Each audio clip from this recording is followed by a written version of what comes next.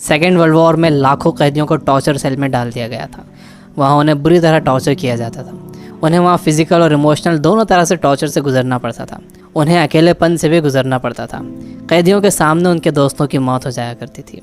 उन्हें अपने दोस्तों और रिश्तेदारों को मरता हुआ देखना पड़ता था। ऐसे में कैदियों को ये लगने लगा था कि उनका भी मरना अब पक्का है। ये सब देखकर कैदी इमोशनली बहुत डिस्टर्ब हो जाते थे, बर्दाश्त नहीं कर पाते थे और वो सदमे से ही मर जाते थे। सेकेंड वर्ल्ड वॉर में कैदियों को रखने के लिए कई कैंप्स बनाए गए थे।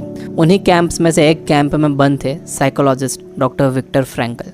विक्टर उन कैंप्स में 3 साल तक रहे। उन कैंप्स में उन्होंने जो भी देखा, जो भी एक्सपीरियंस किया, जो भी टॉर्चर सहे, किसी को मालूम नहीं था कि वो इसके बारे में एक किताब लिख देंगे। उस किताब की करोड़ों कॉपीज़ बिक जाएंगी और कई भाषाओं में वो किताब ट्रांसलेट हो जाएगी।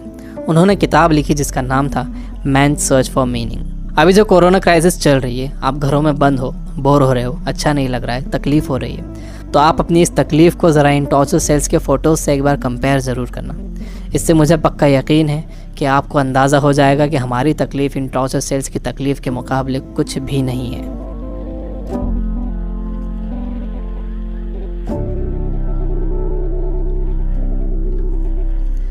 जब विक्टर को इन कैंप्स में डाला गया तो उनके साथ उनकी फैमिली भी थी, लेकिन सब के सब धीरे धीरे मरते गए। विक्टर एक इंसिडेंट बताते हैं। उनके साथ एक कैदी था। उसने फरवरी महीने के आखिर में एक सपना देखा।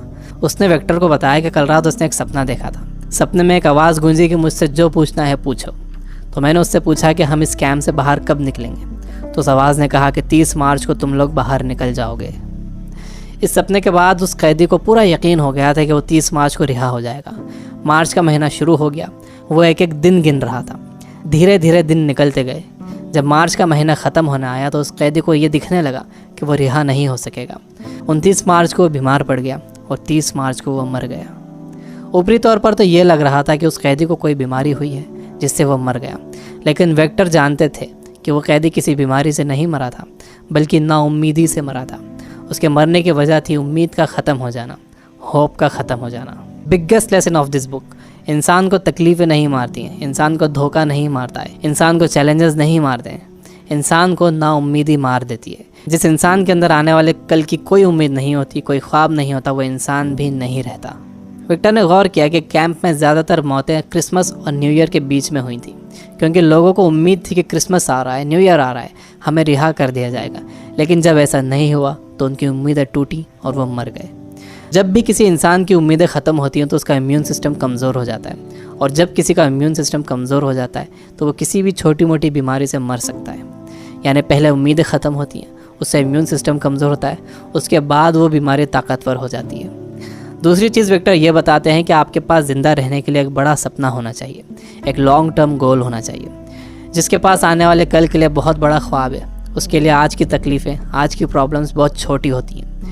जब किसी का बिलीफ बड़ा होता है, किसी का कॉन्फिडेंस बड़ा होता है, किसी का सपना बड़ा होता है, किसी का कमिटमेंट बड़ा होता है, तो उसके सामने आने वाली क्राइसिस, प्रॉब्लम्स, तकलीफ़ें सब छोटी हो जाती हैं। हम कोरोना वायरस की क्राइसिस से घर में रहकर मुकाबला कर सकते हैं। आपको अपनी सुरक्षा करना है, लेकिन इससे घबराना नहीं है। आपको अपनी उम्मीद को ख़त्म नहीं होने देना है।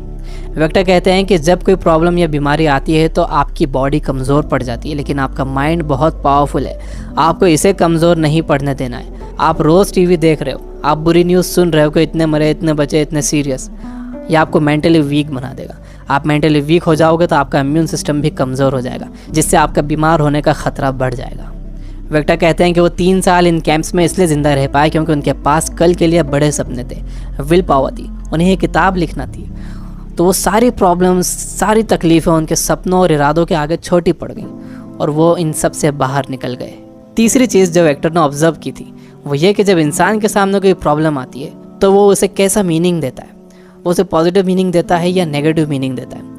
जैसा भी आप उसे मीनिंग देते हो, ये मीनिंग ही उस प्रॉब्लम को आपके लिए मुश्किल या आसान बनाता है। आपका मीनिंग उस प्रॉब्लम को या तो और बढ़ा देगा या उसे ख़त्म कर देगा। फॉर एग्जांपल, आप कहीं जाने के लिए घर से बाहर निकलते हो और आप देखते हो कि आपकी गाड़ी का टायर पंचर है। अब आपको बहुत गुस्सा आ जाता है। आपको लगता है कि क्या इसे अभी पंचर होना था, या आप ही के साथ क्यों हुआ, पूरा मूड ख़राब हो गया। आपने इसे दे दिया नेगेटिव मीनिंग। आपके पास एक और ऑप्शन था। आप सोच सकते थे कि हो सकता है कुदरत आपको वहाँ जाने से रोक रही हो हो सकता है कि आप किसी बड़े एक्सीडेंट से बच गए हों इसकी वजह से। अगर तेज़ स्पीड में गाड़ी का टायर पंचर हो जाता तो एक्सीडेंट हो सकता था। अच्छा हुआ कि निकलने से पहले ही आपको टायर पंचर मिला। ये है पॉजिटिव मीनिंग। इंसान यूजुअली नेगेटिव ही सोचता है और इस नेगेटिव सोचने की वजह से हम हर चीज़ का नेगेटिव साइड ही देखते हैं, उसका पॉजिटिव साइड नहीं देखते। जैसे कोरोना क्राइसिस में जितना टाइम आपने फैमिली को दिया है, क्या आपने कभी पहले इतना टाइम दिया है? मेरे कुछ दोस्त जो किताबों से बिल्कुल दूर थे, उन्होंने बुक्स पढ़ना शुरू कर दिए। वो रीडिंग हैबिट बना रहे हैं। अगर कोरोना क्राइसिस ना होता तो क्या ऐसा होता था? जितना मैं इन दिनों पढ़ रहा हूँ, पहले इतना कभी नहीं पढ़ता था। जितनी सफाई लोगों ने रखनी शुरू कर दी है, पहले कभी नहीं रखते थे। बार बार हाथ धो रहे हैं, अच्छी तरह हाथ धो रहे हैं, सोशल डिस्टेंस मेंटेन कर रहे हैं। किसी लाइन में लगे हुए हैं तो दूर दूर खड़े हो रहे हैं। आसमान साफ नज़र आ रहा है, हवा साफ़ हो गई है, समंदर का पानी साफ़ हो गया है। ऐसा लग रहा है कि नेचर ने जैसे रीसेट बटन दबा दिया। हमें ये पॉजिटिव साइड्स भी सोचना चाहिए। जब तक आपके पास नेगेटिव मीनिंग है, आप उस क्राइसिस से डील नहीं कर सकते। हर प्रॉब्लम उसके साथ एक इक्वल अपॉर्चुनिटी भी लेकर आती है। दुनिया जब से बनी है तब से अब तक उसमें प्रॉब्लम्स ही प्रॉब्लम्स है। अगर ये प्रॉब्लम्स नहीं होती तो हम यहाँ तक ग्रो नहीं कर पाते। सबसे लास्ट में विक्टर कहते हैं कि आपसे सब कुछ छीना जा सकता है, आपकी धन दौलत, घर, गाड़ी, बीवी, बच्चे, माँ बाप, दोस्त, सेहत, लेकिन एक चीज़ नहीं छीनी जा सकती, वो है आपकी पावर ऑफ डिसीजन। आपसे फैसला करने की ताकत कोई नहीं छीन सकता। अगर आप सिचुएशन से घबरा कर फैसला करते हो तो वो सिचुएशन आप पर हावी हो जाएगी, लेकिन अगर आप सिचुएशन के हिसाब से खुद को बेहतर बनाते हो और डिसीजन खुद लेते हो तो आपकी ज़िंदगी बदल जाएगी। दुनिया में इससे पहले भी कई बीमारियाँ आई हैं जिससे करोड़ों लोगों की मौत हुई है। उसकी वजह ये थी कि लोग अवेयर नहीं थे, उनके पास इन्फॉर्मेशन नहीं थी, इन्फॉर्मेशन लेट पहुँचती थी, बीमारी से डील करने के साधन नहीं थे। लेकिन आज का वक्त सबसे अच्छा वक्त है। हमारे पास इन्फॉर्मेशन बहुत तेज़ी से पहुँचती है, हमारे पास साधन है। मुझे पूरा यकीन है कि आगे और भी अच्छा वक्त आने वाला है और मैं आपको उम्मीद दिलाता हूँ कि आगे सच में बहुत अच्छा वक्त आने वाला है। You guys are amazing. Keep reading, keep learning, keep growing. Thank you for watching.